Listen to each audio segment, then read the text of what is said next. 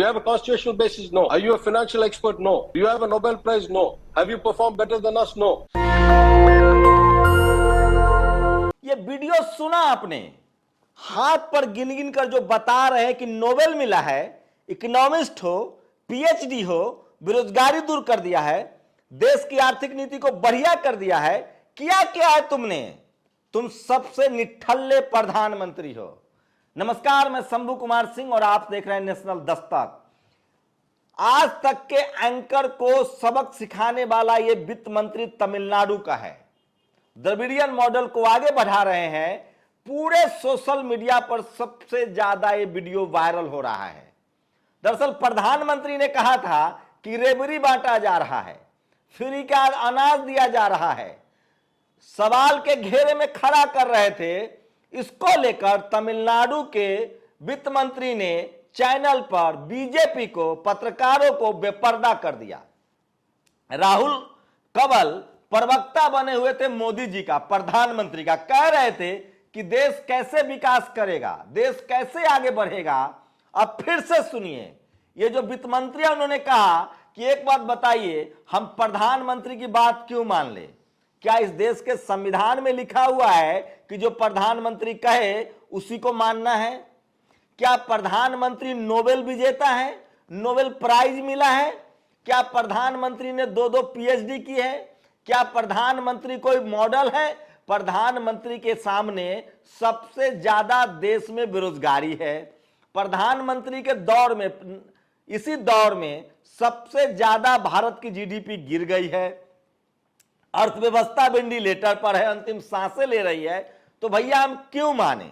यही नहीं रुके, उन्होंने कहा कि तमिलनाडु सबसे ज्यादा विकसित राज्य है, तमिलनाडु की अर्थव्यवस्था सबसे ज्यादा मजबूत है, तमिलनाडु में सोशल स्ट्रक्चर सबसे ज्यादा मजबूत है, तमिलनाडु में सबसे ज्यादा डॉक्टर है, सबसे ज्यादा इन्वेस्टमेंट है, सबसे ज्यादा फैक्ट्रियां लग रही है, सबसे ज्यादा तमिलनाडु जो है वो केंद्र को पैसा दे रहा है। तो हम अपनी क्यों न चलाएं, हम आपकी क्यों माने? आप बताइए हमको कि मोदी जी को ऐसा क्या आता है जो हम उनकी बात मान ले। अब सोचिए कि इस देश के चाटुकार पत्रकार का क्या चेहरा लटक गया होगा उस समय। मैं फिर कह रहा हूं, एससी एसटी ओबीसी माइनॉरिटी के नेता जिस दिन इस देश के मीडिया से सवाल जवाब करना सीख जाएंगे, आप यकीन मानिए इनकी हवा खराब हो जाएगी। पूरे सोशल मीडिया पर वायरल हो रहा है कि मैं प्रधानमंत्री की बात क्यों मानूं? नोटबंदी किया, सफल रहा क्या? लॉकडाउन लगाया, सफल रहा क्या? जीएसटी लगाया, सफल रहा क्या? बेरोजगारी चरम पर है, देश में घुसपैठ है, आर्थिक व्यवस्था चरमरा गई है, जीडीपी नीचे गिर गया है, इन्वेस्टमेंट के नाम पर जीरो है। मोदी जी सिर्फ भाषण दे रहे हैं, ये कोई भगवान है क्या? यहां नहीं रुके, दक्षिण भारत के इस तेज तरार द्रविडियन पेरियार को मानने वाले मंत्री ने कहा कि आप तमिलनाडु आइए, हम सबसे बेहतर राज्य है पूरे भारत में, शानदार जीडीपी है, शानदार ग्रोथ है। मोदी जी ने क्या किया है? उंगलियों पर गिना दिया। डबल पीएचडी है, नोबेल मिला है, अर्थशास्त्री हैं, नंबर 1 देश को कर दिया है, जीडीपी सुधार दिया है, बेरोजगारी दूर कर दी है। क्या किया है मोदी जी ने कि हम उनका उपदेश मान ले? क्या मोदी जी का भाषण सुन ले? क्या संविधान में यह अधिकार है प्रधानमंत्री को कि वो जो कहेंगे राज्यों के मुख्यमंत्री वही करेगा? इस वित्त मंत्री ने साफ साफ कहा कि हमारा मुख्यमंत्री जनता के द्वारा चुना गया है, मैं जनता के लिए अकाउंटेबल हूं। अगर जनता को हमारी पॉलिसी पसंद नहीं आएगी तो जनता हमको सत्ता से बाहर कर देगी, बात खत्म। आप कौन होते हैं उपदेश देने वाले? हम संविधान के हिसाब से केंद्र को पैसा दे रहे हैं, हम संविधान के हिसाब से राज्य चला रहे हैं, हम संविधान के हिसाब से अपनी पॉलिसी बनाएंगे। आप कौन होते हैं? Who are you? तो सोचिए, इस देश की मीडिया को भी करारा जवाब देने का वक्त आ गया है। सोचिए, योगी जी ने अपने ऊपर से सारे केस खत्म कर लिए, किसी ने सवाल पूछा क्या? अगर तेजस्वी यादव अपने परिवार से सारे केस खत्म कर ले जो राजनीतिक रूप से लगाया गया है, तो सवाल पूछने लगेगा मीडिया। बिहार में जंगल राज आ गया है, यूपी में जंगल राज नहीं है, बीजेपी शासित राज्यों में राज नहीं है, 10 लाख नौकरियों का वादा याद दिलाया जा रहा है। ये अच्छा सवाल है तेजस्वी यादव से, लेकिन प्रधानमंत्री से 2 करोड़ का सवाल क्यों नहीं पूछा जा रहा है? तो ये जो दक्षिण भारत के एकमात्र तेज तरार वित्त मंत्री ने साफ कर दिया है कि शायद अब मीडिया में जिस तरह से वीडियो वायरल हो रहा है, अब देखना होगा कि जब अगली बार तेजस्वी यादव, अखिलेश यादव या किसी बहुजन नेता से जब मीडिया वाला सवाल पूछने जाएगा तो क्या धुलाई होगी, आप कल्पना कर लीजिए। सोशल मीडिया पर सबसे ज्यादा वायरल जो है वो यही वीडियो है और लोग लगातार देख रहे हैं, शेयर कर रहे हैं। और आप यकीन मानिए ये पूरी तैयारी जो है वो दिलीप मंडल के देखरेख में हुई है क्या? अगर ऐसा है तो शानदार है। इस वित्त मंत्री के साथ दिलीप मंडल कई बार मिल चुके हैं, भाई है हमारे। पीटीआर मदुरई नाम तो सुना ही होगा, मीडिया और संघियों की कुटाई करने का बिजनेस है इनका। एमके स्टालिन के मार्गदर्शन में दिलीप मंडल ने इस वित्त मंत्री के साथ तस्वीरें लगाई है और सोचिए लगातार वो मिलते रहे हैं।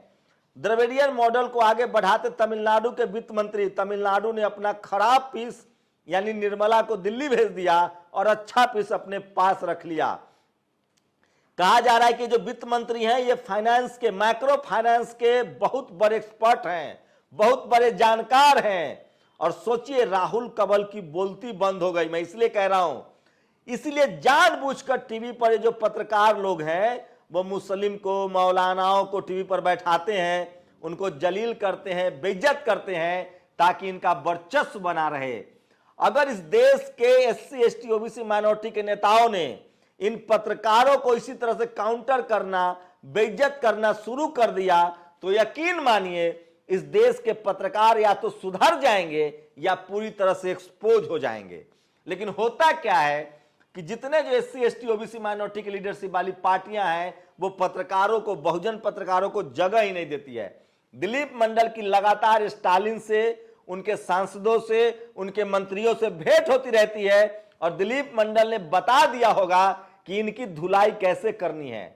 फैक्ट रखना है, इनको टारगेट करना है और सीधा मोदी पर टारगेट करना है। सोचिए उस शख्स ने क्या कहा कि मोदी जी जो ज्ञान दे रहे हैं, किसी ने लिखा है कि मोदी जी की रेबरियां उधेड़ कर रख दी। तमाम लोग सोशल मीडिया पर शेयर कर रहे हैं, कह रहे हैं कि भाई साहब ऐसा वित्त मंत्री नहीं देखा, इससे पहले भी ये इस तरह के खेल कर चुके हैं। तो उन्होंने साफ कहा कि मैं प्रधानमंत्री की बात क्यों मानूं? बताइए मुझे, क्या प्रधानमंत्री डबल पीएचडी हैं? क्या प्रधानमंत्री ने इकोनॉमिक्स की पढ़ाई की है? क्या प्रधानमंत्री को नोबेल प्राइज मिला है? क्या प्रधानमंत्री से देश तरक्की कर रहा है? क्या जीडीपी सुधर गया है? क्या घुसपैठ नहीं हो रहा है?